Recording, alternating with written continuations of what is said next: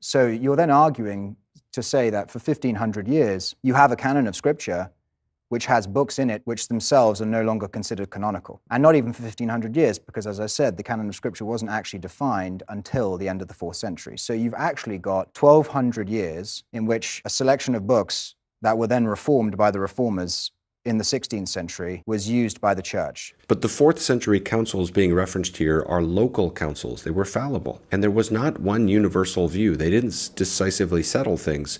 The first time that you have an ecumenical council addressing the issue of canon is at the Council of Florence, and then again at the Council of Trent, late medieval era. Even after Florence, as we'll see, it's not totally settled. That's the first time you get an infallible canon list for the Roman Catholic Church. And that's why you've got a lot of different views, and it's a disputed question prior to that time. In the East, for example, well after the 4th century, you've got a canon of scripture that's a dominant view that's very similar to a Protestant canon.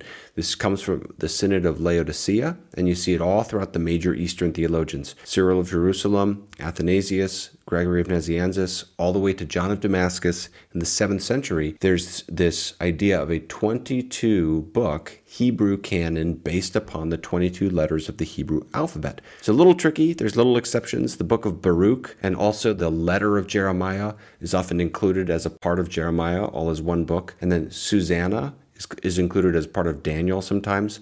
Also, now and again, you'll get Esther as being excluded, but the vast majority of the deuterocanonical books are excluded in this Eastern tradition. That's the common canon in the East. Again, people sometimes just, these are basic facts that are verifiable, and yet I'll have people accuse me of lying when I bring this up. Just go look up Cyril of Jerusalem's catechetical lectures online and read chapter 4 and just see what he has to say about the Apocrypha. It's pretty amazing. So that's the East. Again, well after the 4th century. Also, in the West, while you have these local councils affirming the larger canon, you also have others like Jerome, who may be the greatest authority on this question in the early church, and he favors famously the shorter canon, similar to the Protestant canon. In his letters, he makes clear that that's his view all the way to the end of his life. You also have the mainstream Jewish view, and you can see that in the writings of Josephus, which is also the smaller canon similar to the Protestant Old Testament canon. All the way up into the Council of Trent, into the 16th century, you can find major theologians in the Catholic tradition arguing for a shorter canon.